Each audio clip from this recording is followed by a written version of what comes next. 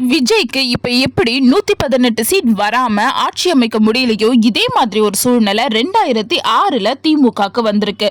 2006ல நடந்த சட்டமன்ற தேர்தல்ல திமுக 96 இடங்களை மட்டும்தான் வெற்றி பெற்றிருந்தாங்க.